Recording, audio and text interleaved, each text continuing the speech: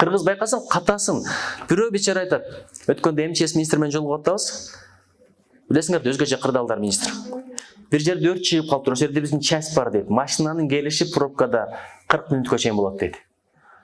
Ошол машина Пазарыдан келечекте биздин балдар дейт, кой күтүп отуруп эле деп, челектерин көтөрүп чыгып эле дейт, өчүрүп таштаптыр дейт.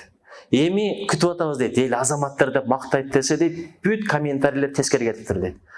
Карагыла 21-кылымда дагы министрлик, дагы пожарная служба каякта жүрөт, колдору менен суу ташып жүрөт деп, байкуш балдардын шагын сыдырып койду дейт. Жакшылыкты көрө билиш керек.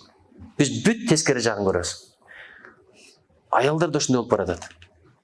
Азыр эле десем, илгерде эле ошондой экен. Валюбер деген бир акын болгон, ошонун бир ыры бар да.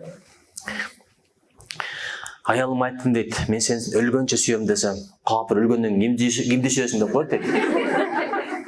Анан бир жолу ушундай көңүлүм көтөрөйүн деп бүт аялдардын арасынан сени гана жакшы көрөм десем, бүт аялдарың кимдер ошолорду айтып койчу деп атат. Анан азыр ушул тапта сени гана ойлоп атам десе, азырга чейин кимди ойлоп аттың эле? Бүт тескери жагын карайбыз да. Өткөндө бирөө аялынын жалаң сонун сүрөттөрүн коюп, өзү менен түшкөн сүрөттөрүн коюп, балдар менен түшкөн сүрөттөрүн коюп, анан баягы ким билет деген ырдаган кайсы болот эле? Жакс беле, ошонун Лилия деген ыр бар турбайбы? Анан ошонун музыкасын коюп туруп, аялына жөнөтүп күтүп отурат дейт. Аябай сүйүнгөн бир комментарий келет болсо керек десе, неге Лилияны коюп койдуң деп коет дейт.